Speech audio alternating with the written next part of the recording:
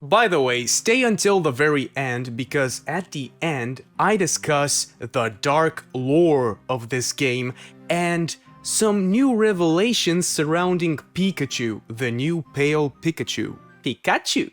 Nintendo seems to be big on releasing, or in the case of Animal Crossing New Horizons, re-releasing first-party cozy games this year. In the first half of the year alone, we are getting Tomodachi Life Living the Dream, we got Animal Crossing New Horizons Switch 2 version, and the 3.0 update, and now, on March 5th, we will be getting Pokemon Pokopia. One could wonder, are we going to get burnt out by all of these cozy games? From my point of view, no. The main reason for this is these three games differ fundamentally in a lot of ways. Especially Pokopia seems to be the game that's sticking out the most. How do we avoid getting burnt out then? Are we going to get burnt out on the game like with Animal Crossing? Well, no, because this game is not Animal Crossing. First, the game is essentially Minecraft, and if you're anything like me, you always keep coming back to Minecraft.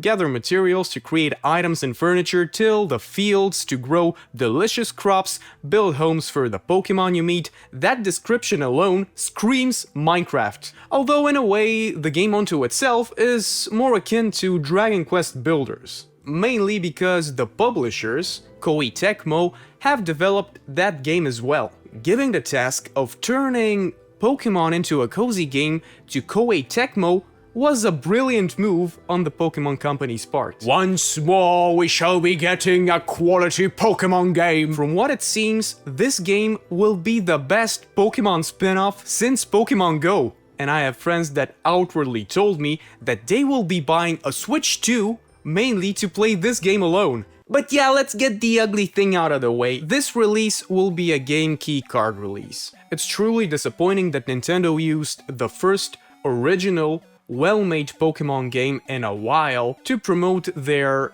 game keycard endeavors. 10 gigabytes is more than enough to fit in a cartridge. This is not anything like the Final Fantasy VII Remake situation, because that game was 90 gigabytes. You cannot physically fit 90 gigabytes in the 64 gigabyte cartridge. But on that topic of gigabytes and stuff, I've heard that some people say that this game will be bad, mainly because it's only 10 gigabytes. People, do you actually realize that Breath of the Wild was 9 gigabytes? So by your logic, Pokopia should be the better game to Breath of the Wild. I'm not really sure that size matters in this case. What I find really fascinating about Pokopia is that the developers took inspiration from Viva Pinata, Ever Oasis, and Ben 10! Yes, you heard me, Ben 10! In this game, Ditto can transform parts of his body, or can straight up become a different Pokemon in the case of Dragonite and Lapras. It seems Pokopia might have to take Bayonetta 3's spot for the best Ben 10 game. What I'm interested and what I'm looking forward to the most is how they will handle evolution in this game. Will the Pokemon evolve via friendship? Will there be hostile Pokemon that attack our settlements? Keep in mind that we still don't know what happens during the night. Pokopia might turn out to be not so cozy after all. If we have I don't know, zombies or skeleton Pokemon that we have to fight in a tower defense sort of way. Maybe a system could be a place where the Pokemon we have in our towns could come with us on adventures, Ever Oasis style. Play that game if you have a 3DS, I highly recommend it. The similarities to Viva Pinata show themselves in how the Pokemon arrive in your settlement. For those who don't know, me included, Viva Pinata is an Xbox game that came out on Windows as well, as it is practice for Microsoft to do nowadays. Curiously enough, the game also had a Nintendo DS version, but that one was quite limited in comparison to the Xbox version. In Viva Pinata, you summon different kinds of piñatas by creating the environment that would be the best suited for them. I haven't really played this game, but since it's on Windows, I might give it a try. From what I've seen online of Viva Pinata, the mechanics have been more or less one-to-one to those seen in Pokopia. The developers might have also taken some inspiration from city skylines. Yes, I know this is far-fetched, sir-fetched even, but hear me out. In one of the clips, you can see Ditto putting power lines that power the nearby buildings and electric facilities. Which makes me imagine that we might also get to place sewage pipes or even fresh water pipes. This all could bring the total happiness up and down of our Pokemon and could maybe give them interesting dialogue and requests for the player to do. The main thing that I'm excited about the most is that the inhabitants, the Pokemon, seem much more livelier than the Animal Crossing villagers. There has been a lot of comparison being drawn to Animal Crossing New Horizons with Pokopia. You start on a desolate island that you can terraform and customize to your heart's content. There are lovable characters that can slowly but surely inhabit your island. You create your home and you can design it however you want with all sorts of furniture. There is a day and night cycle that's real time. Colorful NPCs exist that differ from the residents. I can see why people have their doubts if this game is going to become burnout inducing for them. Especially if you just switched over from New Horizons. But the cool part is that this game expands so much on the Animal Crossing formula. The residents in this game, the Pokemon, are so much livelier and are so much more interactive than the villagers in Animal Crossing. The sheer fact that they are Pokemon makes it so much better than the lame-o villagers of Animal Crossing, in my opinion. We already have an emotional connection to these Pokemon, so just having like them showing their personality to us via dialogue and requests and stuff just makes it so good. It's just the cherry on top. On that topic, the Pokemon themselves have needs and requests for you to fulfill. Animal Crossing had occasionally villagers giving you requests, and sometimes they had dropped an item somewhere for you to retrieve. But these interactions were mostly all the same, and their dialogue was straight up lame. I always asked myself, why? Why am I interacting with these glorified trophies? From the previews and from what we know from game journalists, Pokopia seems to remedy this.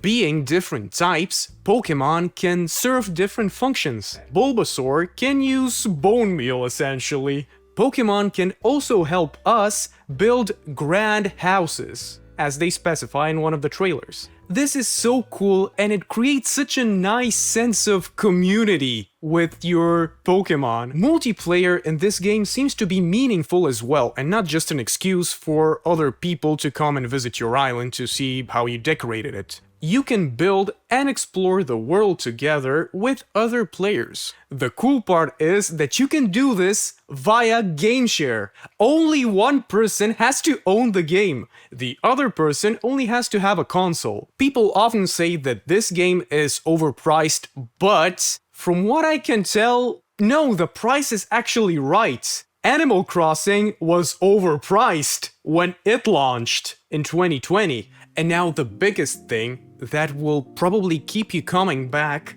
is that this game has a story and lore to it. From what it seems in the trailers, there is absolutely no trace of humans left on this planet. Someone or something has somehow inadvertently wiped all humans out from the face of the planet. The game starts off with Ditto transforming in what I can only assume is their long-gone original trainer.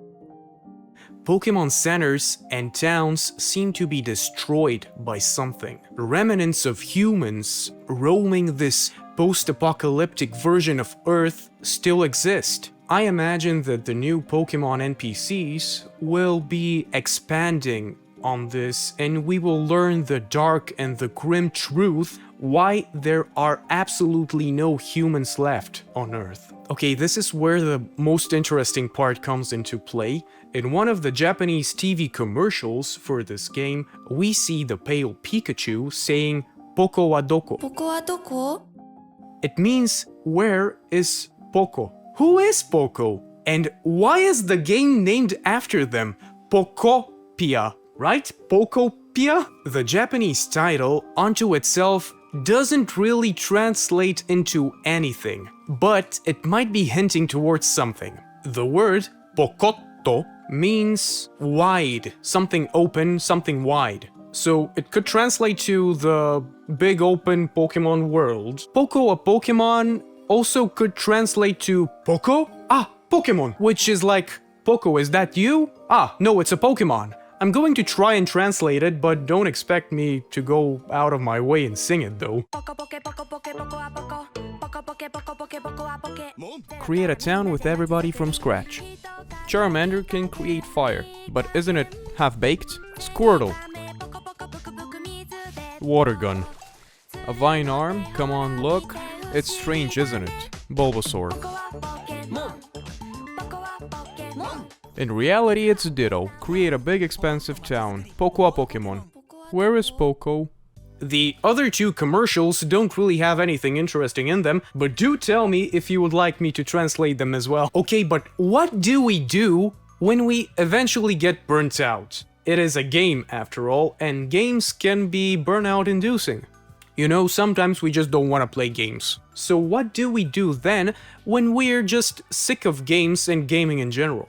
Well, I have some tips, but they might not work for all nationalities, especially if you live in a unwalkable city. Just go out and take a big, massive walk. It helps. Maybe 10k steps or even higher. I strive to do 30k steps a day. Then come back home and clean your place. Take care of yourself. Take a shower, treat yourself with the food you enjoy. Just give yourself a break. The body makes us feel burnt out when we want to take a break from something. So treat yourself, take a break, start meditating, read a book, start running, start learning a new language, acquire a new skill. Gaming isn't everything, and you know it. Pokopia or Animal Crossing or what have you can start feeling like chores because you played these games when you wanted stability in your life. Well, guess what? You probably most likely have it now, and your body is sending you signals that this routine that you've built isn't working anymore.